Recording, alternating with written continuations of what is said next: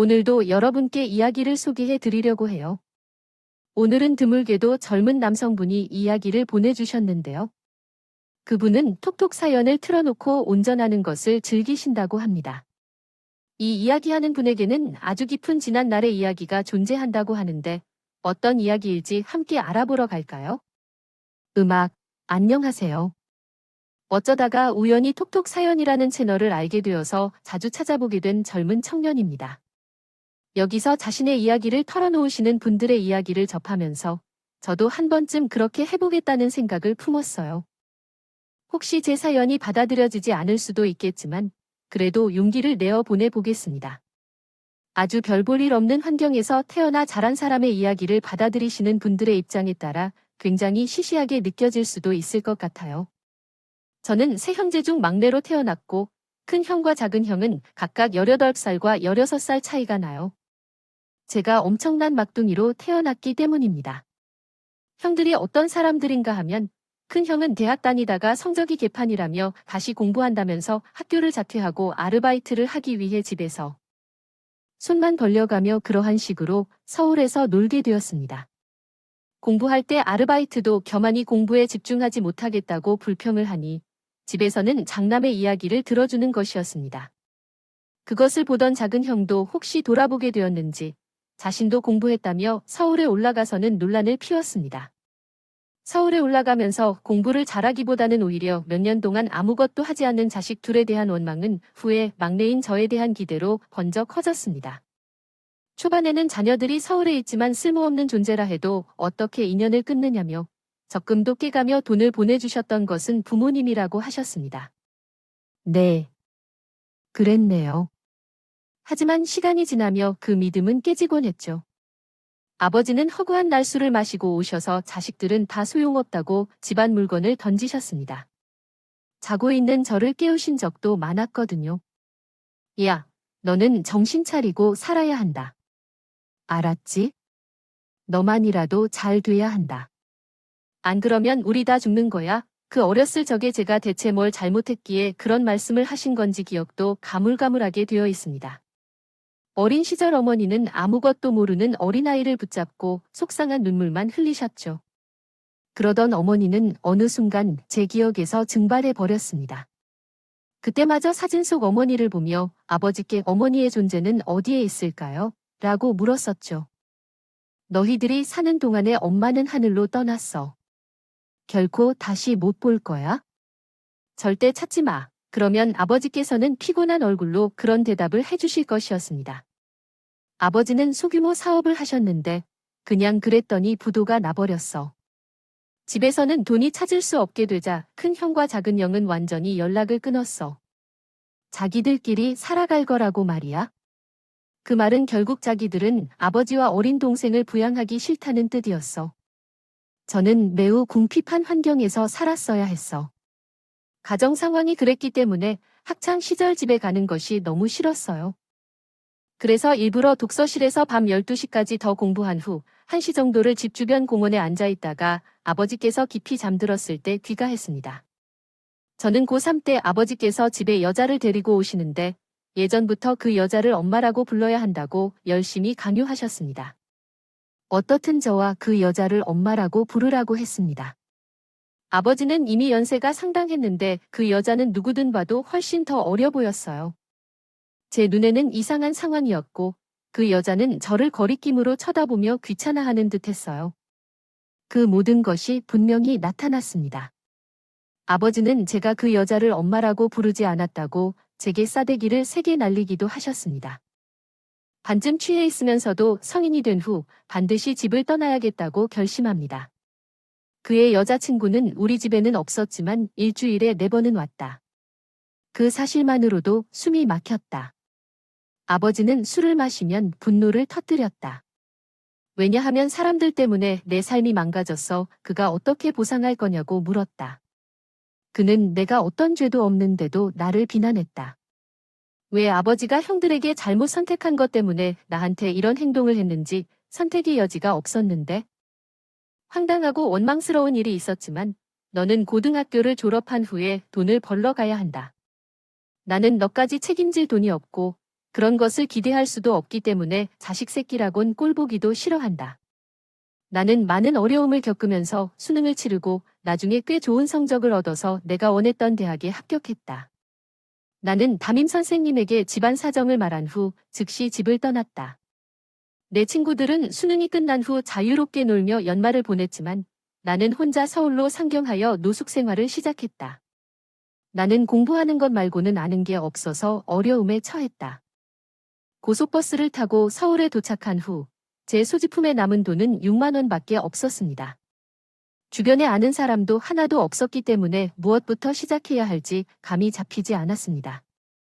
어느 날은 찜질방에서 하룻밤을 자고 또 다른 날은 짐을 들고 그냥 공원 벤치에 앉아서 조용히 조수석에서 잠을 청하기도 했습니다. 추운 밤을 견디며 하루를 보내기도 했습니다. 배도 너무 고팠지만 언제 일자리가 구해질지 모르기 때문에 돈을 아껴서 식빵을 사고 물통에 물을 채워 불려 먹었습니다. 아침 7시부터 오후 7시까지 카페에서 알바를 하고 그 카페 뒤편에는 유흥가가 있었는데 카페 일을 마치고 나면 거기서 새벽 4시까지 술집에서 아르바이트를 했습니다. 술집 아르바이트는 주급으로 받았습니다. 그 돈을 받으며 이틀에 한 번씩 찜질방에 가서 잤는데 그것도 돈이 많이 깨지더군요. 그때는 여인숙이 뭔지도 몰랐습니다. 도저히 안 되겠다 싶어서 술집 사장님께 마감 청소를 다 끝내놓고 잠시 대화를 요청했습니다. 그때 무릎을 꿇고 사정했어요.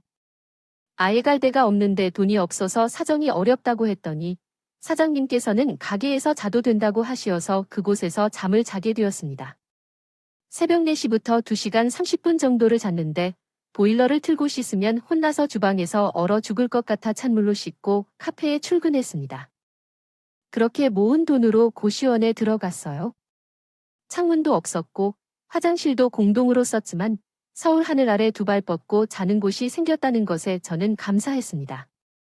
고시원 생활을 하게 된 다음 날 혹시 아버지가 저를 찾으실까봐 서울로 올라오고 처음으로 담임 선생님께 전화를 드렸습니다. 저 선생님, 혹시 제 아버지가 제 소식을 안 물어보시는 건가요?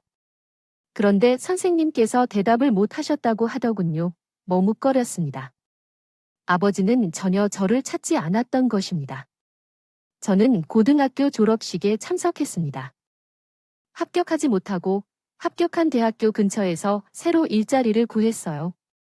그런데 입학 이후에는 돈이 많이 들어가게 되어서 1학년 1학기 도중에 고시원에서 나가야 했습니다. 고시원 비용이 부족해서 다시 가야 할 곳이 없는 신세가 되었거든요. 학교에 가는 큰 책가방에는 공부할 책들이 들어있고 세면도구, 장비, 그리고 몇 벌의 옷을 넣은 작은 가방을 하나 더 들고 학교 생활을 했습니다. 그러다가 딱 한 사정을 아시는 어떤 교수님께서 학교 바로 옆에 자신의 원룸이 있는데 그곳에 살게 함께 하자고 말씀을 하셨어요.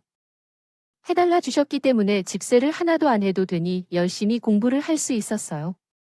장학금을 받아서 그 금액으로 국밥 한 그릇이라도 사줄게요. 정말 감사한 분이셨어요. 한편으로는 왜 동정을 받으면서 살아야 하는지 5만 가지 불만이 들었어요.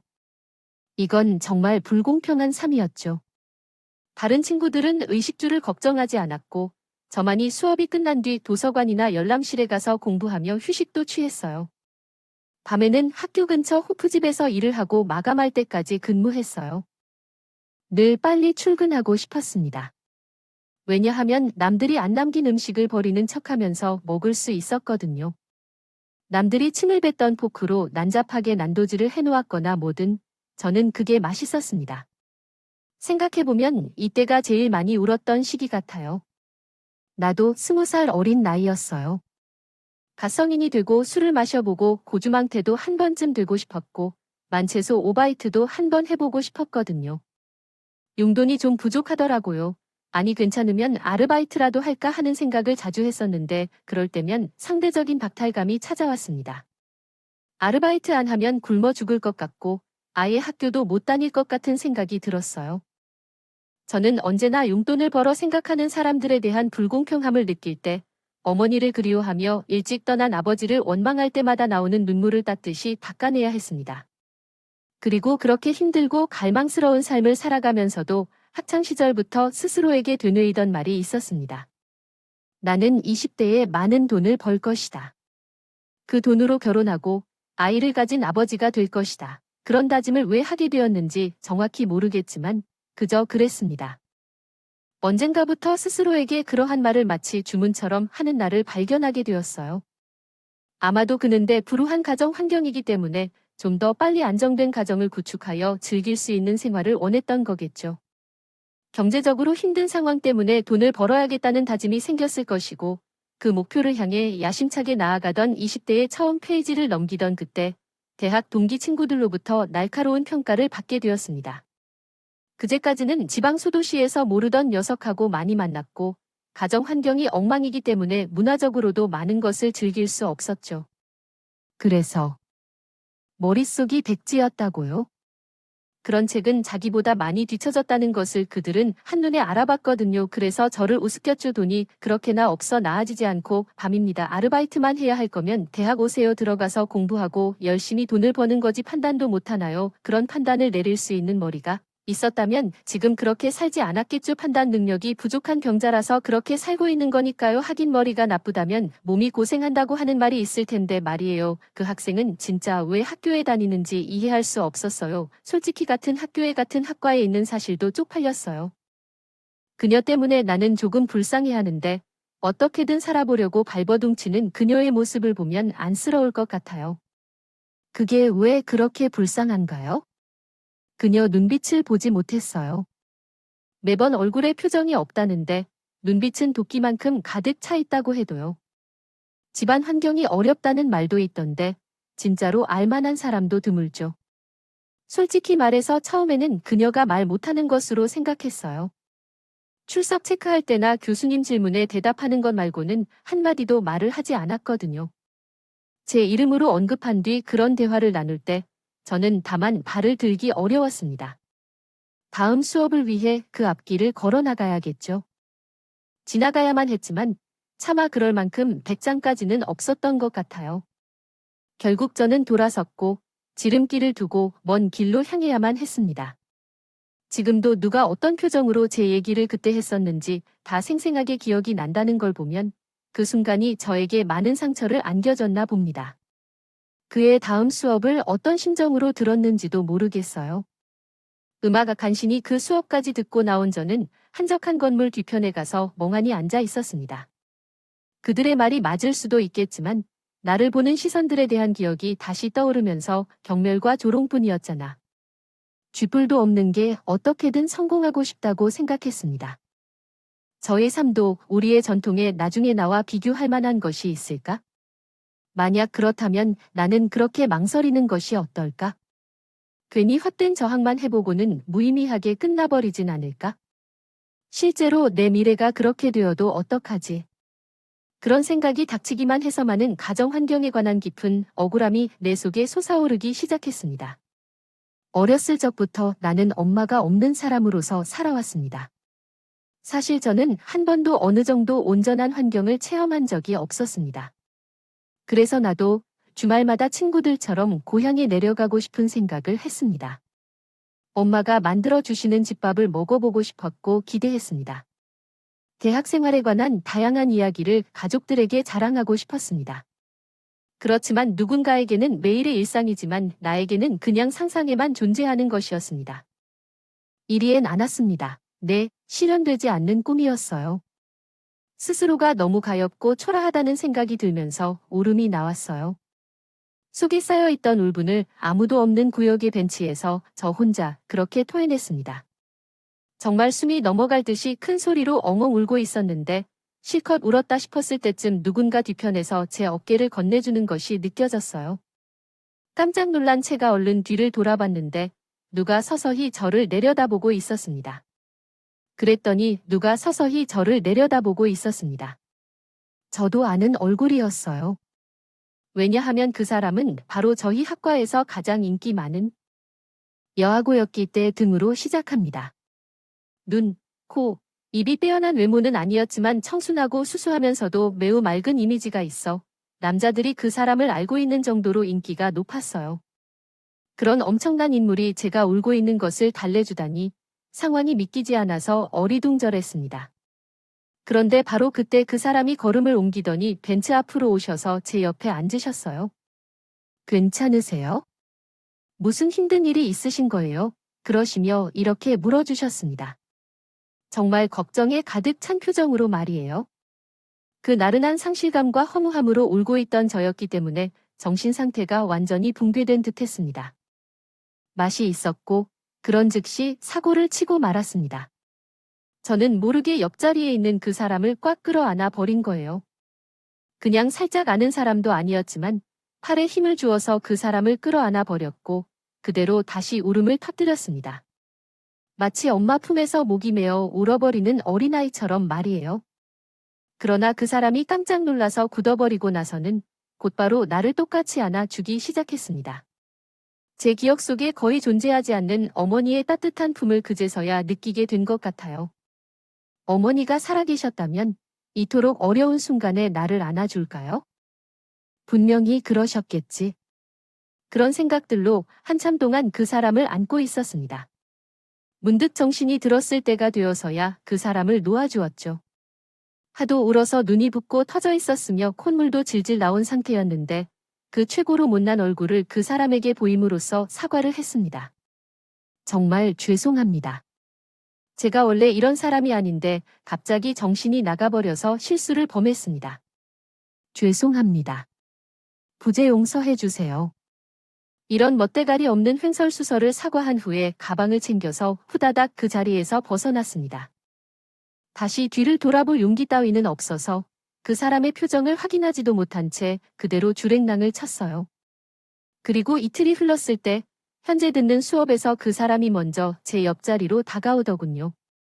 그걸 안 순간 제 심장이 입 밖으로 튀어나올 뻔했습니다. 여기 자리 없죠? 저 여기 좀 앉을게요. 그 사람이 그렇게 말하는데 제가 어떻게 안 된다고 하겠어요?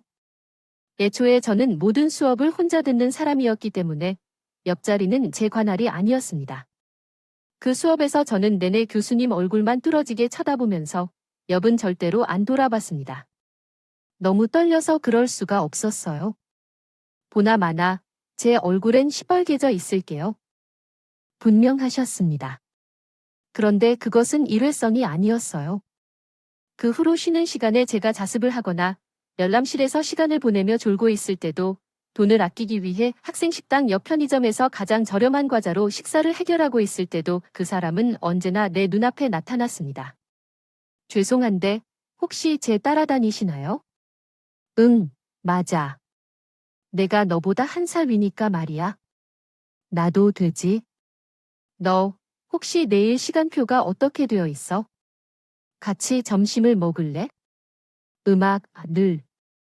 제가 왜 그쪽과 점심을 먹었는지 왜냐하면 그러면 안 돼요. 너 보고 사는 소리는 안 해야 해요. 내가 살 거니까 너는 몸만 와서 내일 학생식당에서 같이 점심을 먹기로 했잖아요. 하지만 나는 다음날 점심시간에 학생식당으로 가지 않았어요. 학교 안에 있는 매점에서 삼각김밥 하나를 샀는데 그걸 혼자 까먹었어요. 그러다가 나를 화나게 하면서 다가오더군요. 자기를 왜 바람 맞췄냐며요. 나한텐 왜 그래서 죄가 없는데 이러지 마세요.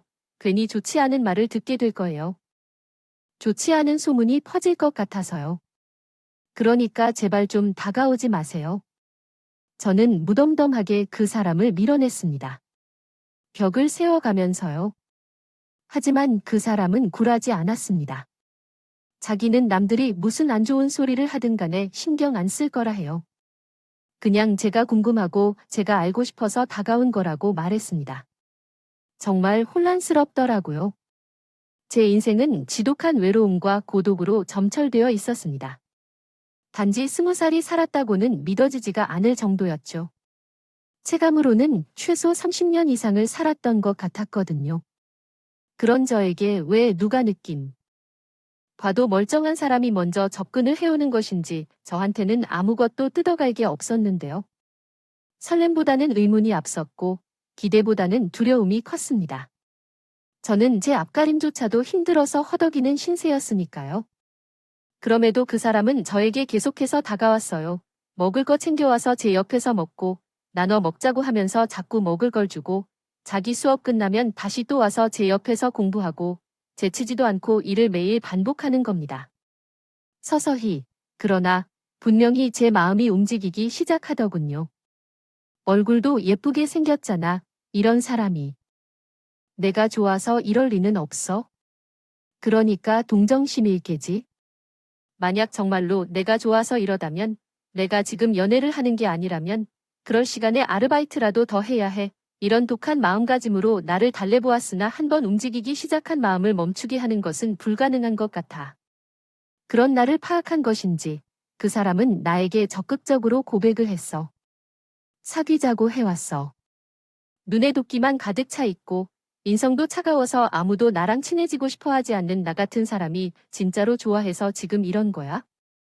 저는 그런 멍청한 질문을 듣고 떨리는 목소리로 대답했을 때 그 사람은 환하게 웃으며 고개를 끄덕였습니다.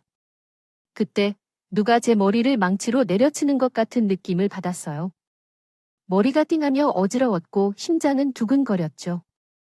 떨림을 숨길 수 없었던 저는 그 사람과의 인생 첫 연애를 시작했습니다. 그 사람은 다른 여자들과는 많이 다르게 느껴졌어요. 제 성격처럼 차분하고 찡찡대는 것이 없었으며 속삭이는 것은 거의 없었습니다. 또한 술자리를 싫어하며 남자들에게 큰 인기를 얻지 않았죠. 번호를 한 번에 알려주지 않았어요. 책임감이 강하고 다부졌죠. 그 사람. 역시 내면에 깊은 결핍과 상처가 있기에 저와 비슷하다는 사실을 알게 된 것은 그리 오래 걸리지 않았습니다. 부친이 잦은 바람을 피워서 가정에 큰 고통을 겪었다고 해요. 그러더니 언제부터인가 술만 마시며 엄마와 나를 그렇게 때려댔어요. 복날이 개처럼 두드려 맞는다는 표현은 그럴 때 딱 맞는 표현이었을 텐데 이혼을 안 해준다고 난리를 치셔서 엄마와 나는 결국 집을 떠나 도망을 치게 되었고 정말 지옥 같은 날이었어요. 나중에는 그 사람의 부모님은 결국 이혼하셨다고 했습니다. 그 후로 그 사람은 가난한 가정에서 살아왔다고 합니다. 가난한 환경에서 살아갔지만 부친이 있을 때보다는 훨씬 행복했다고 합니다. 그러나 부친께서는 갑작스레 병에 걸려서 돌아가셨다고 합니다. 중학생 시절에는 친척집에서 살았고 그래서 고등학교는 일부러 기숙사가 있는 곳으로 선택했다고 합니다. 혼자 있어야 했는데 언제나 저와 같이 돈을 버는 방법에서는 비도덕적일 수 있지만 삶을 희생하지 않고 열심히 일해왔다고 했습니다. 그렇게 힘들게 살면서 자신이 너무 가난하고 믿을 수 없는 존재라고 느꼈던 거라고 말했습니다. 우습한 비참함을 많이 경험했었지만 어느 날 너를 만나게 되었어. 그리고 너를 알게 되면서 많은 반성이 들었어. 나는 세상에서 가장 비참하고 불쌍한 사람으로만 자신해왔거든. 하지만 너처럼 열심히 노력하고 힘든 환경에서 살아가는 사람이 있다는 것을 알고 그런 사람이 내 주변에 있다는 것을 알게 되니 뭔가 모르게 눈물이 나왔어. 그 사람은 고등학교를 졸업하고 나서 쉽게 돈을 벌 수 있는 유혹을 많이 받았다고 해. 그러나 그 모든 것을 거절하는데 아무런 망설임도 없었지만 때로는 내가 너무 미련하게 살아가고 있는 것 같아 하는 생각으로 우울해지면서 그렇게 해서 나를 알게 되었고 그 이후로 항상 내게 관심을 보여주셨대요. 내가 올 때 나를 달래러 왔다는 것도 그냥 100% 우연이 아니었던 것이죠. 그 사람은 그 이전부터 나를 알고 지켜봐 왔으니까요. 마치 운명과도 같은 인연이라고 느껴져서 사귀자마자 많은 위로를 받을 수 있었습니다. 많은 대화를 나눈 끝에 그 사람이 혼자 살고 있던 자취방에 내가 들어가서 함께 지내기로 결정했습니다. 처음 만났을 때도 뜬금없이 강하게 포옹을 한 우리였는데요. 정말 이상하게 그 사람 심장박동까지 느껴지는 것만 같았어요. 그 사람과 안겨있으면 세상이 포근했고 아무리 피곤하고 지쳐도 그 사람 품에 있으면 치유되는 것 같았습니다. 이때 만약 그 사람을 만나지 않았었다면 꿈을 포기했을지도 모르겠어요. 나쁜 유혹에 넘어가 돈을 많이 벌고 싶어 했을지도 모르겠죠. 하지만 그 사람이 있었기 때문에 그 유혹을 끝냈고 꿋꿋하게 학교 생활을 이어나갈 수 있었던 것 같습니다. 그 사람에게 떳떳해지고 싶어서 이상한 길로는 결코 돌지 않았어요. 20살 때 그 사람을 21살 때 만났습니다. 인연이었으니 얼마나 어린 나이였나요 하지만 신뢰가 단 한 조각도 끊어진 적이 없었어요. 서로가 서로에게 혹시 감정의 전보다 식었을까 이런 식으로 생각한 적조차 없었습니다. 세상이 전부 저를 욕한다 해도 제 곁에 있어줄 것 같았어요. 그 사람이라면 말이에요. 확신이 있었으니 건강한 연애를 되려 할 수 있었습니다. 하지만 제일 중요한 건 그 사람이 저에게 참 많은 양보를 했기에 관계의 유지가 가능했다는 점이겠죠. 얼굴도 예쁘게 생긴 20대 초반의 나이에 왜 좋은 곳 또는 멋진 장소로 안 가보고 싶었겠어요? 음악, 남자친구와 고기도 잘라보고 싶고요.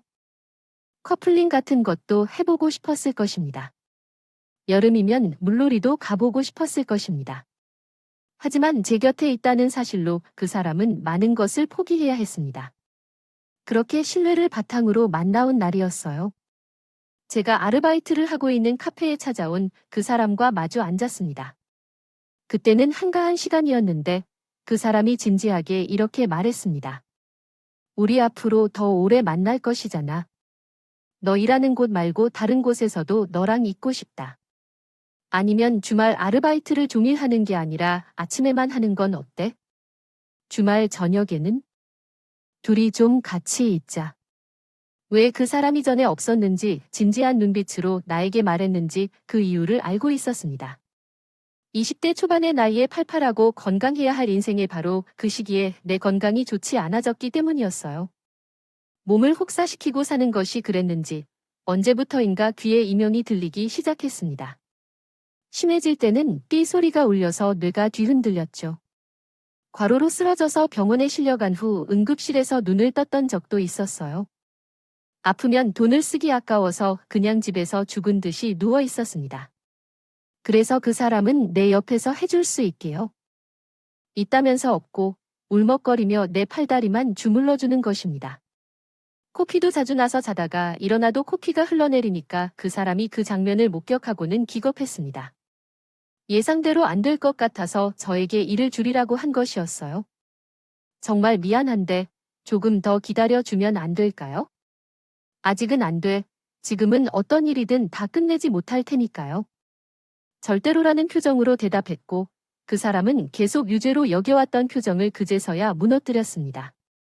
오는 그 사람을 봐도 계속 고집을 꺾지 않았어요.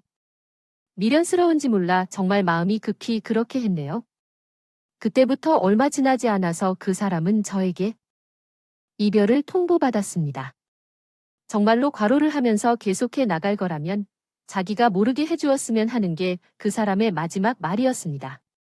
저는 순순히 따르며 서로에게 조용히 스며들면서 시작된 만남은 씁쓸하게 끝났습니다. 헤어진 후에는 하루하루가 마음이 터질 것만 같았습니다. 그러다가 진짜 죽을 것 같아서요. 하지만 이별을 겪은 사람들은 아시겠지만 어떻게 버티는지 이해가 됩니다. 인간은 정말 신기한 생명체인 것 같아요. 그 후 시간이 꽤 흘렀고 아직도 하루에 3시간이나 4시간 자면서 다른 사람들에게는 미친 것 같다고 생각할 것 같았습니다. 정도로 예리하게 공부에 몰두했고 당연히 건강은 더 안 좋아져서 위궤양도 걸리고 이명은 더 심해졌으며 피로가 한도 이상으로 쌓여서였는지 해결이 또 걸려서 2번까지 했었어요. 그럼에도 하루를 온전히 안 쉬었네요. 결핵의 후유증 때문인지 아직도 종종 목에 비린내가 나고 가리킨 듯한 것 같아서 기침하면 조금씩 객혈하기도 합니다. 제가 그 사람에게 제일 많이 들었던 말이 조금이라도 더 자 너 진짜 그러다 큰일 날 거야 라는 소리였는데 저는 서울로 올라오고부터 잠자는 게 진짜 무서웠어요. 여느 대학생들처럼 똑같이 살고 있던 제가 밑바닥에서 아르바이트만 하다가 늙어 죽을 것만 같았었어요. 하늘이 보기에도 간절하고 불쌍한 것 같던 제 상황 속에서 건강은 계속 나빠지고 있었지만 제 능력은 인정을 받게 되었습니다. 갑자기 제 공로가 인정받는 일이 생겼고 힘들 때는 제 삶을 괴롭히던 문제들이 풀릴 때는 달라진 점을 느꼈어요. 돈이 자연스레 따라오기 시작했고 돈을 꾸준히 벌다 보니 연애할 기회도 생겨났지만 제가 거절하기로 했습니다. 다시 누군가를 위해 헌신하는 것보다는 이제는 현재의 삶에 집중하기로 했죠. 만날 줄은 상상도 못했네요. 음악가 그렇게 지내던 어느 날 회사 선배가 저한테 여자 소개를 좀 받아보라고 성화를 부리는 겁니다. 평소에 친하지도 않던 사람이었으니 어렵게 느껴졌어요. 거절할 도리가 없어서 알겠다고 했죠. 그래서 날짜가 되어 자리에 나가보니 그 사람이 소개팅 상대로 앉아 있는 겁니다. 대체 어떻게 된 일이야? 내가 아는 사람에게 물어보고 다리 좀 놔달라고 부탁했죠. 솔직히 그 사람을 다시 만나는 상상을 안 해본 적이 없었습니다. 그런데 실현이 되니까 말이 막히더라고요. 과거에는 서로를 배려하지 못했던 제 자신을 되돌아보게 되었고, 그때 미안함을 느끼며 죄책감이 들었습니다. 그러나 그 사람은 다시 제 옆을 지켜줬어요. 이제는 서로를 위해 살아가자며 다짐했고, 그 사람의 이끌림에 따라 손을 내밀기로 결심했습니다. 몇 년간의 갈등을 극복하며 서로 다시 가까워졌어요. 이것을 운명이라고 여기기로 했습니다. 우리는 타인을 쉽게 믿지 않았고, 말로 다루지 않는 경우가 많았지만, 서로에게 솔직하게 말하고 소통하려고 다짐했습니다. 숨겨지는 사람들이었고, 괜찮은 척, 아무렇지 않은 척하는 것이 숨쉬는 것처럼 익숙한 사람들이었어요. 우리는 너무나도 닮아 있었습니다. 서로에게 연인 이상의 존재였죠. 그 사람과 다시 재회한 지도 불과 일주일도 지나지 않아 아버지께서 돌아가셨습니다. 원래 건강 상태가 안 좋으셨기도 했지만 너무 갑작스러운 소식이었어요. 쌓이는 심근경색이었습니다. 아버지의 임종을 지키지 못했다는 것에서 허무함이 밀려왔어요. 아버지에 대한 존경이나 애정이 없었지만 이상하게 그런 감정만은 들더라고요. 그러다가 아버지를 모신 납골당에서 그 사람과 함께 둘이 인사를 드린 순간에 감정이 폭발했습니다. 아버지, 안녕하세요. 저는 아드님과 결혼하기로 한 사람입니다. 이렇게 처음으로 인사를 드리게 되어 죄송합니다. 그 사람이 그 말을 할 때 저는 모르게 펑펑 울어버렸어요. 아버지와 있었던 서러운 일들이 제 안에서 전부 터져나오는 느낌이었어요. 그 사람과 함께 자연스럽게 살게 되었습니다. 함께 살면서 미래에 대한 계획을 세워가기로 했고, 무엇보다 그 사람은 제 건강에 걱정하며 무조건 자기가 제 곁에서 쟤를 챙겨줘야 한다고 강하게 나왔어요. 그렇게 옛날의 그때와는 반대로 이번에는 음악이 제 집에서 두 사람이 함께 지내고 있습니다. 한 달이 지난 어느 날 앞집에 누군가가 이사를 왔습니다. 입주자가 할머니라서 그게 신기하게 눈여겨봤었습니다.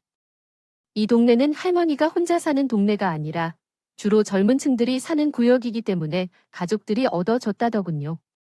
어떻게 이런 곳에 살 생각을 하셨을까요? 며느리로 추정되는 분이 자주 들여다봐 주시고 할머니는 그 집에서 혼자 사신 것 같았습니다.